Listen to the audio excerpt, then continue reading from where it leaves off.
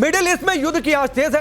तेल, ट्रेड और ट्रांजिट पर दुनिया की सांसें अटकी हैं, लेकिन हिंदुस्तान में पाकिस्तान को दलाल कहने पर सियासी बवाल है। संग्राम छिड़ा हुआ है, दिक्कत हो रही है। कैसे कह दिया पाकिस्तान को दलाल? तो सवाल, ऐसी सियासत किसके लिए? क्या पाकिस्तान में हेडलाइन पाने के लिए? पाकिस्तान को दलाल कहने पर भी आपत्ति, जो कि क्यों दलाल कहा गया, इसको लेकर भी जस्टिफिकेशन है। पहले इस रिपोर्ट को देखिए, फिर डिबेट करें।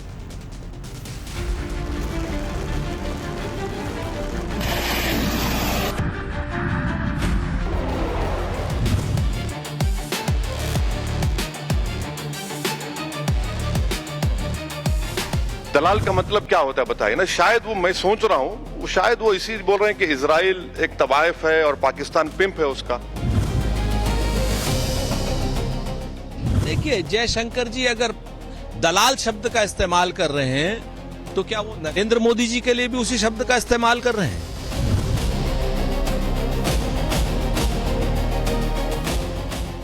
Directly or indirectly, it has been perceived that India is a dalal nation. Middle east में युद्ध भीषण होता जा रहा। सरकार एनर्जी क्राइसिस से निकलने का रास्ता तलाश रही, लेकिन इन सबके बीच हिंदुस्तान की सियासत में पाकिस्तान को लेकर उबाल है। इस उबाल का कारण बना सर्वदलीय बैठक में विदेश मंत्री एस जयशंकर का वो बयान जिसमें उन्होंने पाकिस्तान को दलाल कह दिया। दरअसल कांग्रेस नेता तारिक अनवर ने पाकिस्तान के मध्यस्थ और भारत के मूक दर्शक होने की बात कही, तो विदेश मंत्री ने दो टूक कह दिया। ये तो 1981 से चल रहा। अमेरिका ने सालों से पाकिस्तान को ईरान के साथ बातचीत में लगा रखा है। हम कोई दलाल राष्ट्र नहीं है। बस इसी एक लाइन ने सियासी तूफान खड़ा कर दिया। कांग्रेस और विपक्ष ने मोदी सरकार को घेरना शुरू कर दिया। कांग्रेस नेता उदित राज ने तो भारत को ही दलाल राष्ट्र कह दिया, और ओवैसी तो बयान देने में इससे भी 2 कदम आगे बढ़ गए। फॉरेन मिनिस्टर बोलते हैं कि हम दलाल नहीं है, तो मेरे दिमाग में ख्याल आया, शायद नहीं बोल सका, बोल रहा हूं, अगर हम दलाल नहीं हैं तो क्या देश के प्रधानमंत्री और डॉक्टर जयशंकर ये कहना चाह रहे हैं कि इजराइल तवाइफ है और पाकिस्तान पिंप है क्या? Directly or indirectly, it has been perceived that India is a dalal nation. And what Netanyahu and Trump will dictate, India is doing that. दलाल पर सियासी बवाल की शुरुआत तब हुई जब कांग्रेस महासचिव जयराम रमेश ने विदेश मंत्री और प्रधानमंत्री की कूटनीति पर जमकर निशाना साधा। मोदी सरकार की डिप्लोमेसी को डींगों और कायरतों से भरा हुआ बताते हुए उन्होंने कहा, विदेश मंत्री ने कल रात कहा कि भारत कोई दलाल देश नहीं। चाहे जो भी हो, सच्चाई यही है कि हमारी कूटनीति, संपर्क और नैरेटिव मैनेजमेंट में भारी नाकामी ने एक टूटे हुए देश को ब्रोकर कंट्री बना दिया। स्वघोषित विश्वगुरु का हमारे कूटनीतिक इतिहास में यही एकमात्र योगदान है जिसे विदेश मंत्री के किसी भी 1-2 शब्दों से मिटाया नहीं जा सकता। कांग्रेस नेता पवन खेड़ा ने भी सोशल मीडिया पोस्ट में सवाल दागे कि क्या भारत उस समय एक ब्रोकर कंट्री था जब मोदी रूस और यूक्रेन के बीच मध्यस्थता करने के लिए बेताब थे? क्या यह सेलेक्टिव ब्रोकरिंग थी या सेलेक्टिव मेमोरी? इसके बाद तो कांग्रेसी खेमे से बयानों के तीर चलने लगे। नहीं तो जब यूक्रेन और रूस के बीच में युद्ध हो रहा था तब प्रधानमंत्री जी ने मध्यस्थता करके, उन्हीं के शब्दों में पूछ रही हूं, क्या दलाली का काम कर रहे थे? युद्ध में अगर शांति की बात में दलाली की बात कर रहे हैं, क्योंकि आपकी विदेश नीति आपने इस तरीके से हद दर्जे की बर्बाद कर दी है। विदेश नीति घुटना टेक विदेश नीति हो गई है। सरेंडर्ड हो गए हैं सब, पूरी मोदी सरकार सरेंडर है। भारत को अपमानित होना पड़ रहा है, कोई भारत को पूछ नहीं रहा है, और आप खींच में दलाल जैसे शब्द का इस्तेमाल कर रहे हैं। बड़ा सवाल यह है कि अगर पाकिस्तान को दलाल कहा गया तो विपक्ष, खासतौर पर कांग्रेस को इससे क्या दिक्कत? क्या मोदी विरोध की सियासत कूटनीति पर भी हावी हो गई? इधर कांग्रेस हमलावर हुई तो बीजेपी ने भी जयशंकर और मोदी सरकार की कूटनीति के समर्थन में पलटवार शुरू कर दिया। What External Affairs Minister meant was that we don't offer ourselves for to be used. India doesn't offer itself to be used by somebody else. We are not a small country. We are a respectful country. India will conduct itself respectfully, and it will not be a country who would look like whatever the word you have used. इस बीच वरिष्ठ पत्रकार और भारत के पूर्व विदेश राज्य मंत्री MJ Akbar ने पाकिस्तान की भूमिका पर सवाल उठाते हुए कहा, पाकिस्तान मध्यस्थ नहीं, सिर्फ एक मोहरा भर है। I think it's extremely important to remember that Pakistan is not a mediator. Pakistan is only a postman. Pakistan is only a courier. The real negotiation is being done between emissaries of Donald Trump and the Iranians.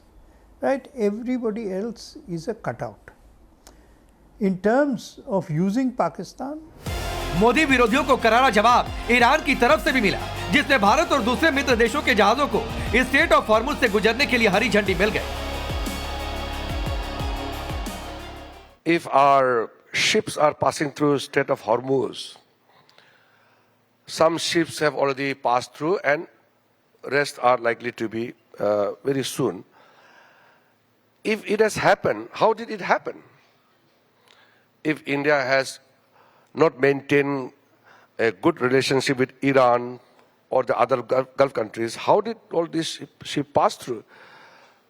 That shows the position of India. India is one of the few countries who could speak to all parties. तो चलिए आपने report देखी। मैं आपका परिचय आज के मेहमानों से करवाता हूं। राधिका खेड़ा भारतीय जनता पार्टी के नेता और प्रवक्ता, करण वर्मा पॉलिटिकल एनालिस्ट के तौर पर, फैजान किदवई है समाजवादी पार्टी के नेता और प्रवक्ता, संदीप त्रिपाठी जी कांग्रेस पार्टी के नेता, अनमोल पवार आम आदमी पार्टी के नेता और प्रवक्ता। आप सबका बहुत बहुत स्वागत है। शुरुआत संदीप त्रिपाठी आपसे करता हूं। पाकिस्तान को दलाल का क्यों इतनी दिक्कत है? नहीं, आप पहली बात तो एक इतने बड़े कंट्री और देश की भाषा किसी भी देश के लिए मुझे नहीं लगता है कि इस तरीके की होनी चाहिए, और खास करके उस देश के लिए तो नहीं होनी चाहिए जहां मोदी जी बिरयानी खाने गए थे। तो चाहे वेज बिरयानी रही हो या क्या रहा हो, गए तो थे ना बिना देश को बताए। तो ऐसे देश के खिलाफ इस तरीके का शब्द क्या, वो तब नहीं था 81 की बात आप कर रहे हैं। 81 के बाद तो आप गए थे ना 2017 के आसपास। तो आपको क्या पता नहीं था क्या कि वो दलाल राष्ट्र है? तो आपने नवाज शरीफ को अपने जो है ओथ सेरेमनी में बुलाया, पहली बार रेड कार्पेट पे स्वागत किया, तब आपको पता नहीं था क्या कि वो दलाल राष्ट्र है? पहली चीज। दूसरी चीज, सच्चाई ये है कि इस तरीके की बयानबाजी से यही कहा जा सकता है कि अंगूर खट्टे हैं। आज जिस तरीके से हम तो गांव के रहने वाले हैं, हमारे यहाँ पंचायत वही करता है जो दमदार होता है। संदीप त्रिपाठी, ना तो फ्रूट्स का ज्ञान चाहिए, सर सुनिए, ना तो फ्रूट्स का ज्ञान चाहिए, ना तो मोरल टीचिंग की ये क्लास है।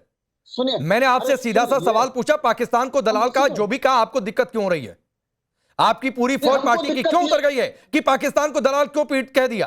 क्यों कलेजा पीटा जा रहा है? मेरा सवाल यह है, इसको जस्टिफाई करिए। अरे सर, सवाल भारतीय जनता पार्टी भटका रही है, मुझे नहीं लगता है। नहीं, भटका नहीं रही है भाई। संदीप त्रिपाठी भटका नहीं रही है, ये सवाल मेरा है। बयान आपकी पार्टी के नेताओं के हैं भागने के लिए और पाकिस्तान को दलाल कहने पर ऑब्जेक्शन जताए गए हैं। अपनी सहभागिता दर्ज करते हैं इसलिए कि उनका नाम भी उसमें था, तभी वो एक दिन युद्धरत क्षेत्र में देश में जाते हैं, एक दिन पहले इजराइल में जाते हैं। तो जिसका कोई उद्देश्य नहीं होता, जिससे हमारा कोई लेना देना नहीं है, तो आप बचने के लिए कब तक भागिएगा? संदीप त्रिपाठी, ये मेरे सवाल का जवाब नहीं है भाई। आप आए बाएं दाएं कुछ भी बोलेंगे, मैं आज नहीं सुनूंगा। संदीप त्रिपाठी, आप कुछ भी कहेंगे, मैं नहीं सुनने वाला हूँ। सुन लीजिए, या तो बोलिए कि हमारी पार्टी के नेताओं ने गलत कह दिया, पाकिस्तान दलाल मुल्क है, और इस पर हमें कोई आपत्ति नहीं है क्योंकि उसका इतिहास इसी तरीके से है।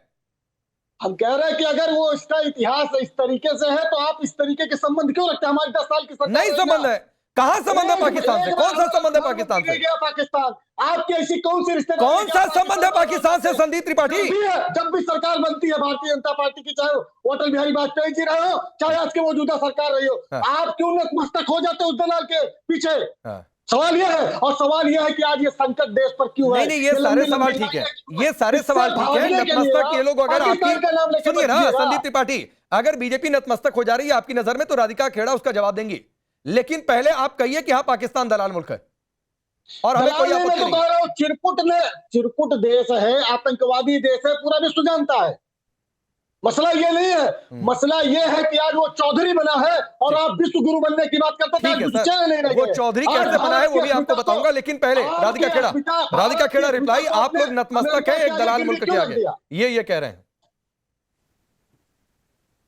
राकेश जी, मेरी आवाज मिल रही है? सभी को नमस्कार। अब देखिए ना, यहाँ पे बैठे कांग्रेस के प्रवक्ता को देखिए, उनको प्लीज चुप करा दीजिए। देखिए, जैसे ही पाकिस्तान के खिलाफ कोई भी शब्द आता है, चाहे पिक्चर हो या कोई शब्द बोले, तो सबसे ज्यादा तकलीफ, और आप देखेंगे पॉपकॉर्न की तरह उछलते हुए आपको कांग्रेसी दिखाई देंगे।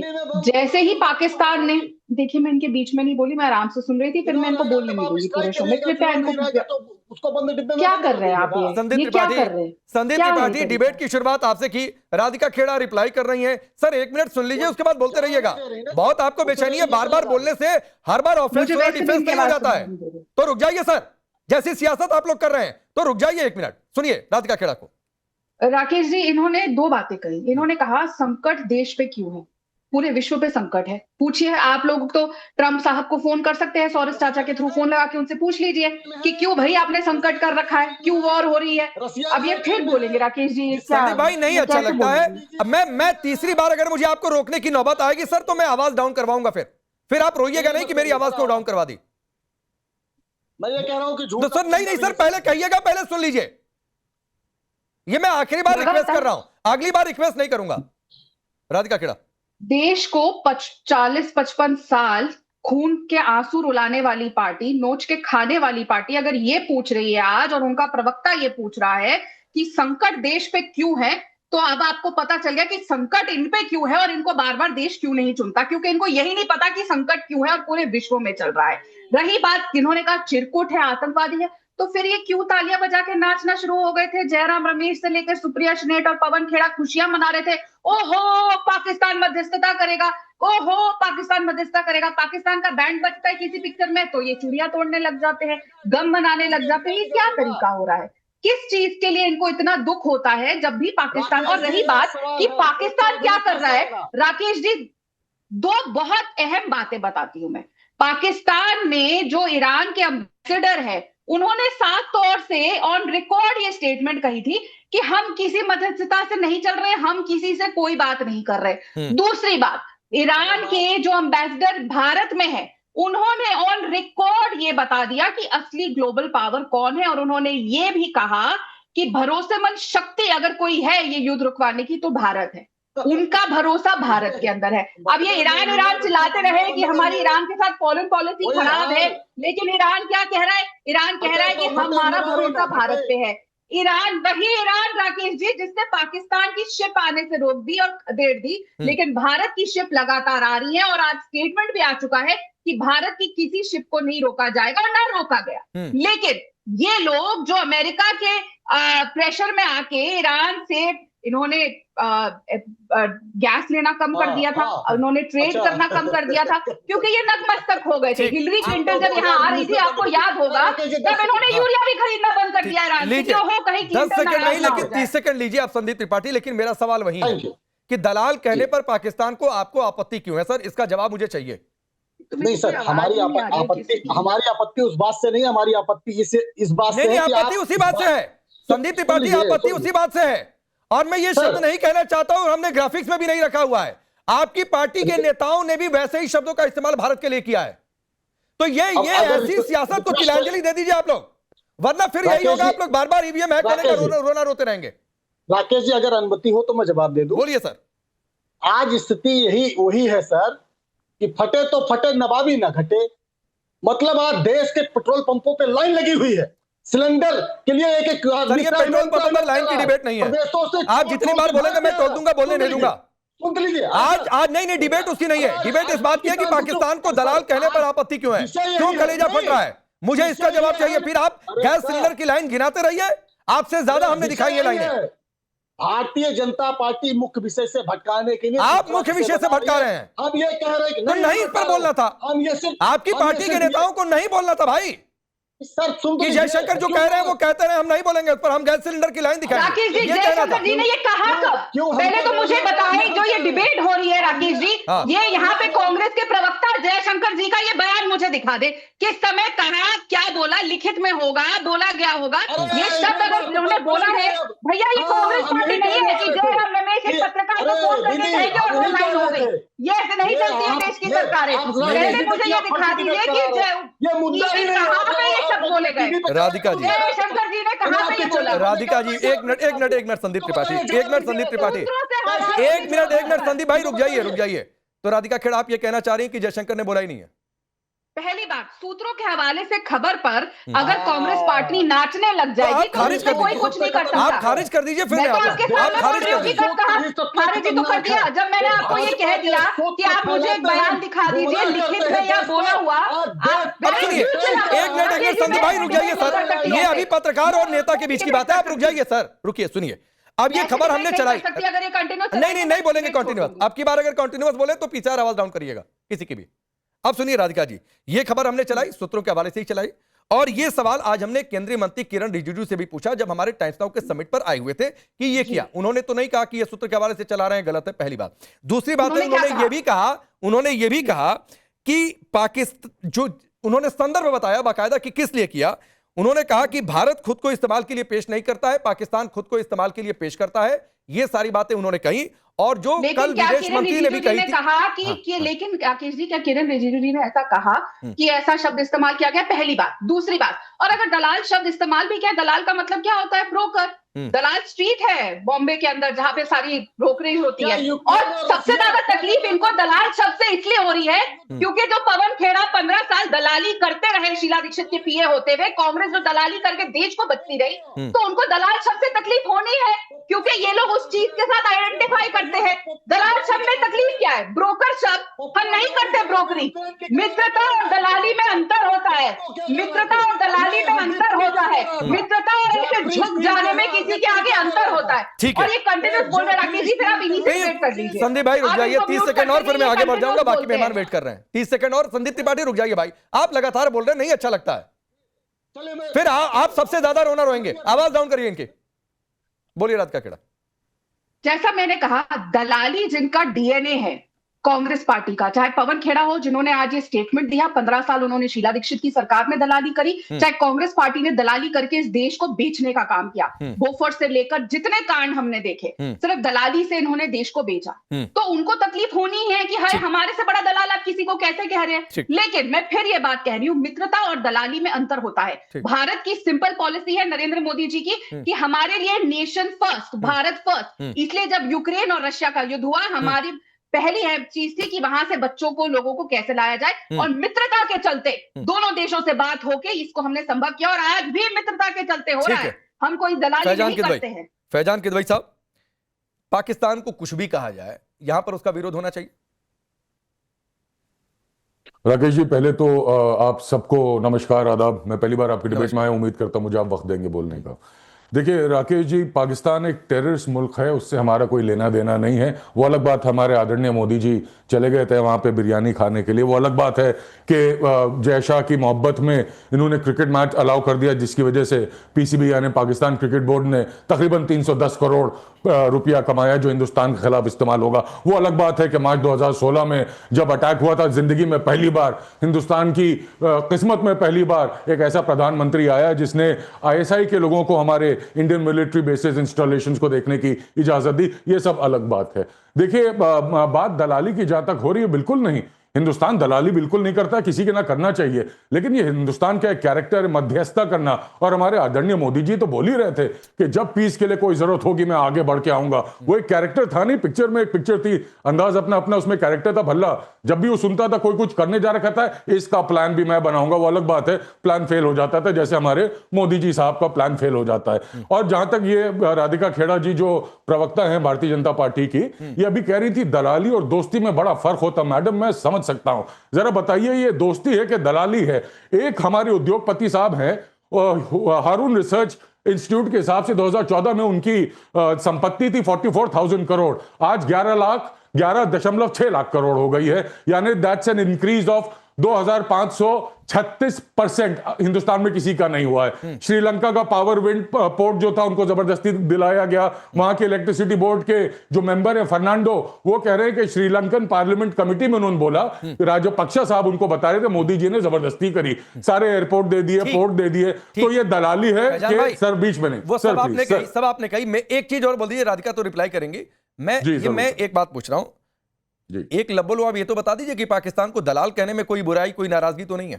सर पाकिस्तान दलाल है, आतंकवादी मुल्क है। पाकिस्तान से ना इस देश के किसी आदमी का लेना देना है। सर वो एक अलग बात है, क्योंकि आप मुझे वक्त दे रहे हैं तो मैं आपको और जनता की जानकारी के लिए, जनता हमारी आपके जरिए ये प्रोग्राम देखती है, और मैं आपका बड़ा सम्मान करता हूं, आपका बड़ा प्रोग्राम देखा है मैंने साहब। ये एक शाहिद अफरीदी करके घटिया आदमी है, ये उसके साथ हमारे अनुराग ठाकुर जी बैठे हुए, ये बहुत बार हिंदुस्तान के बारे में जहर उगल चुका है। इन लोगों को सिर्फ रोकड़ा चाहिए, जहां रोकड़ा होगा नर्वस हो जाते हैं। अब मैं किस पार्टी के किन किन नेताओं की, पाकिस्तान के किन खिलाड़ियों और नेताओं के साथ तस्वीर निकालकर दिखाना शुरू कर दूं?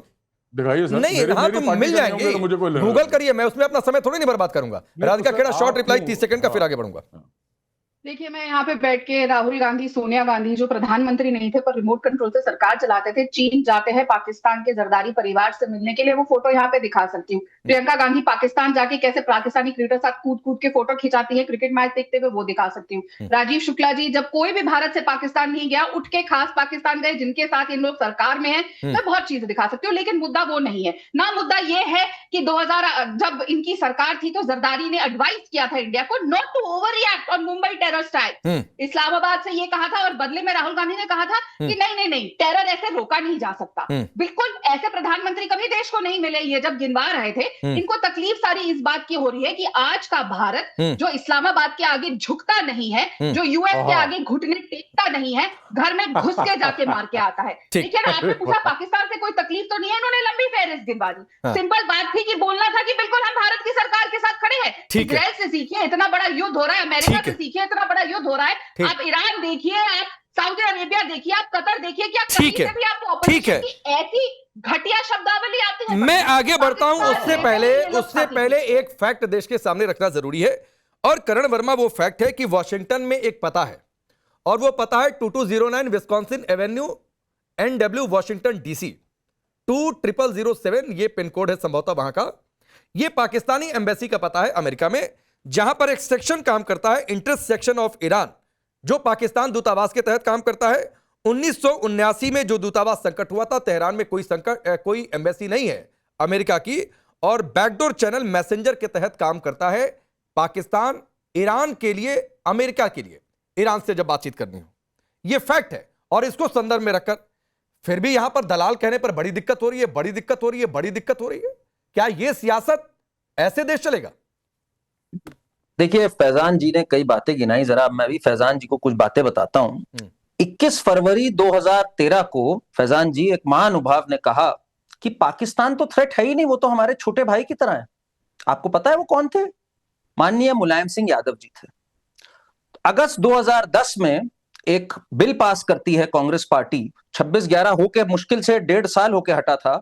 $25 मिलियन की एड दी जाती है पाकिस्तान को, जिसके साथ समाजवादी पार्टी खड़ी होती है, बिकॉज बाहर से भी सपोर्ट कर रही थी समाजवादी पार्टी, और समाजवादी पार्टी इस पूरी तरह से इसके फेवर में वोट करती है। और अगर मैं इस पे चला जाऊं तो एक से एक नेता रहे हैं आपके जो हमेशा कहते रहे पाकिस्तान तो थ्रेट ही नहीं है, हमें पाकिस्तान के साथ क्रिकेट खेलना चाहिए। 2004 में माननीय मुलायम सिंह यादव जी ने कहा था पाकिस्तान के साथ बिल्कुल क्रिकेट खेलो भाई, 2004 में। तो आप जब आज की क्रिकेट की बात कर रहे हैं तो आप सारे बात करिए भाई, कितने रहिए। एक बात तो माननी होगी राकेश जी, क्रिकेट नहीं होना चाहिए था पाकिस्तान के साथ, हुआ, उसमें हमने ठोका, वो बहुत अच्छी बात है। पर पाकिस्तान को आज जो लोग चिढ़ रहे हैं कि दलाल क्यों कह दिया, इन्होंने मोस्ट फेवर्ड नेशन स्टेटस दे रखा था पाकिस्तान को, यूपीए ने। सोच सकते हैं आप, मतलब तुलना भी करना। पाकिस्तान को आज खराब लाइट में अगर दिखाया जाता है, जो कि करेक्ट लाइट है मैं कहूंगा, धुरंधर में, तो इनको दिक्कत हो जाती है। ये नवजोत सिंह सिद्धू जो कांग्रेस पार्टी का है, अभी तक कह रहा था कि ट्रेड खोलो भाई पाकिस्तान के साथ, जपियां पा रहा था जाकर के वहां पे बाजवा को, आपको याद होगा, इमरान खान की सेरेमनी में गया हुआ था। ठीक। मनीष शंकर अय्यर पाकिस्तान जाके कहता है हमारी मदद। ठीक है फैजान साहब, मैं आऊंगा, मुझे मालूम है आप रिप्लाई करना चाह रहे हैं, लेकिन अनमोल भाई ने कुछ नहीं बोला है अभी तक। एक उनकी बात हो जाए, आप इशारा कुछ कर रहे थे, आप अपनी बात रखिए। और दूसरी बात, आपका स्टैंड क्या, क्योंकि आपकी पार्टी के नेताओं का बहुत बयान तो मैंने भी सुना नहीं इस पर।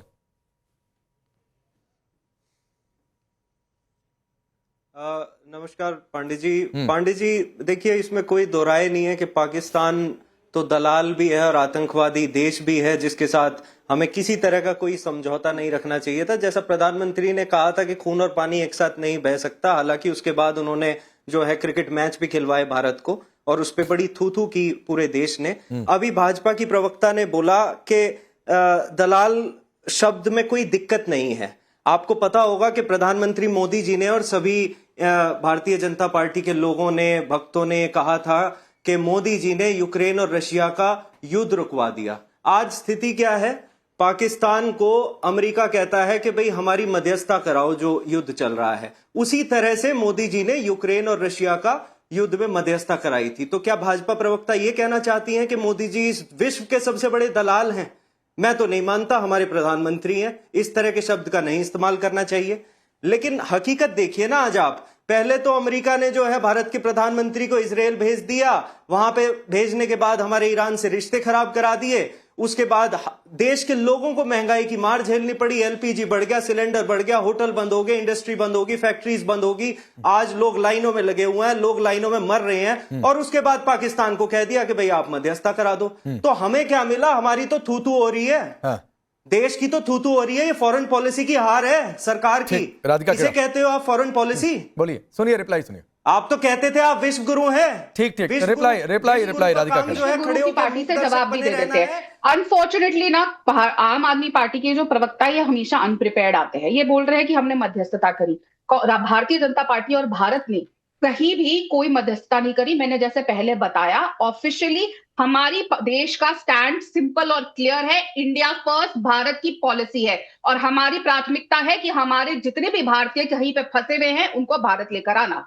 हाँ, हमारे अच्छे संबंध सभी देशों से है। प्रधानमंत्री मोदी जी की जो फॉरेन ट्रिप्स रही हैं, जो उनकी नीतियां रही हैं हमारी फॉरेन पॉलिसी की, उसके चलते भारत को फायदा मिल रहा है, और यही बात इनसे देखी नहीं जा रही। जब पूरे विश्व में आज संकट है, लोगों के यहाँ पे एलपीजी बंद हो चुकी है, लोगों के यहाँ पे पेट्रोल बंद हो चुका है, वर्क फ्रॉम होम चल रहा है, पेट्रोल नहीं मिल रहा, गैस नहीं मिल रहा, लाइट नहीं जल रही, तब भारत में कोई तकलीफ नहीं है। जो थोड़ी बहुत तकलीफ आई, जो लाइनें दिखी, वो भी इन लोगों की हाहाकार मचाने की वजह से है, जबकि हमारी सरकार लगातार आके राकेश जी ये कह रही है कि कहीं कोई कमी नहीं है। ये लोग ऐसा बढ़ाते। दूसरी बात, रही बात पाकिस्तान की, पाकिस्तान का अगर इन्होंने ट्वीट पढ़ा होता जो ट्रंप साहब ने शेयर किया था, प्रॉब्लम यही है ना, ये लोग पढ़ के नहीं आते। सब्जेक्ट टू, उसने लिखा कि अगर दोनों देश मानेंगे, सब्जेक्ट टू मानने के लिए, सब्जेक्ट टू का मतलब मुझे लगता है आप जानते होंगे आम आदमी पार्टी के प्रवक्ता साहब, कि अगर वो मानेंगे, ईरान ने अपना स्टैंड क्लियर कर दिया, हमें कोई मध्यस्थता नहीं चाहिए पाकिस्तान से, और उसी के तुरंत बाद उन्होंने पाकिस्तान की शिप को स्ट्रेट ऑफ हॉर्मस पे खदेड़ दिया और जाने नहीं दिया। ये था ईरान का जवाब। और जवाब में क्या आया कि भारत एक स्ट्रॉन्ग देश है, जिसको मैंने पहले ही गिनवाया था। और मोल भाई साहब, आप आधी बात क्यों सुनते हैं? यही प्रॉब्लम है। हम आम आदमी पार्टी नहीं है कि ठीक है, लेकिन एक सत्य ये भी है राधिका खेड़ा जी, एक सत्य ये भी है कि आज जो अब्बास अराक्ची की बाइट है, उस बाइट में उन्होंने जिन मुल्कों का नाम गिनवाया जिनके टैंकर को नहीं रोका गया है, उसमें एक पाकिस्तान भी है, हिंदुस्तान भी है। पर वो टैंकर रोका गया, वो भी उन्हीं की बात है। यस, बिल्कुल ठीक। मैंने दोनों बातें रखी, बिल्कुल आपकी सही बात सही है कि पाकिस्तान के टैंकर को रोका था। बताइए भारत के कौन से टैंकर को रोका गया? फैजान साहब जी। देखिए, हमारे जो भाई हैं करण साहब, उन्होंने कुछ बातें रखी थी, जरा उनका बात कर जल्दी जवाब दे दूं। साथ में राधिका जी का भी साथ में कॉम्प्रहेंसिव एक जवाब आने वाला है। ये कह रही है कि मोदी जी नतमस्तक नहीं होते हैं, कौन सी दुनिया में रह रही हैं? जब हिंदुस्तान रशिया और इजराइल का ईरान का सस्ता तेल ले रहा था, जो हमें बहुत फायदा पहुंचा रहा था, हमारे यूको बैंक में 60,000 करोड़ रुपया ईरान का पड़ा हुआ था, हमें सस्ता ट्रांसपोर्ट मिलता था। नरेंद्र मोदी ने कहा मोदी बंद करिए, उनका जी साहब, उनका अब आप जो है अमेरिका और वेनेजुएला का ऑयल लेंगे, जो 11 बिलियन यानी 91.83 लाख करोड़ हर सालाना महंगा पड़ेगा। उनका सरकार आपकी जो जय हो, जो आप बोले। जब वो कहता है डोनाल्ड ट्रंप कि पाकिस्तान एक दिन तुम्हें तेल बेचेगा, चुप रहते हैं। जब क्रिप्टो करेंसी इसकी कंपनी ट्रंप की पाकिस्तान की क्रिप्टो करेंसी, सुन लीजिए फैजान साहब, नहीं, थोड़ा सा समय कम है, इसलिए कि हमारा एक समिट चल रहा है, तो उधर भी रुक करना है। रेखा गुप्ता बोल रही है, उनको भी दर्शकों को सुनवाना है। करण वर्मा, नहीं सर, समय रोकना पड़ेगा, माफी के साथ। आज पहली बार आप जुड़े, लेकिन माफी के साथ। करण वर्मा रिप्लाई। देखिए, ये अनमोल जी जो बोल रहे थे ना, इनका सवाल अच्छा है कि कैसे हो सकता है ये। देखिए, एक बात मुझे बताइए अनमोल जी, क्या एक नौकर दो मालिक की सुलह करा सकता है? पाकिस्तान एक नौकर है, कभी अमेरिका उसका मालिक बन जाता है, कभी चीन मालिक बन जाता है। तो ऐसी बातें में नहीं करनी चाहिए। वो दलाल है, दलाल और मध्यस्थता में फर्क होता है बहुत बड़ा। पाकिस्तान वो दलाल रहा है कि उसकी पूरी बेसिस यूज कर ली अमेरिका ने, वहां पे आतंकी पैदा हो गए जब अफगानिस्तान में दिक्कत हुई। ठीक है, वो मैं रोकता हूं एक बार फिर से ये फैक्ट बताते हुए कि 1980 से ये एक पाकिस्तानी दूतावास जो वाशिंगटन में है, वो वहां पर एक सेक्शन है ईरान का, जो पाकिस्तानी दूतावास के तहत काम करता है, और उसी के जरिए अमेरिका ईरान से संपर्क साधता है जब भी बातचीत करनी होती है। बाकी अब तय करिए, लेकिन फिलहाल मेहमानों का शुक्रिया।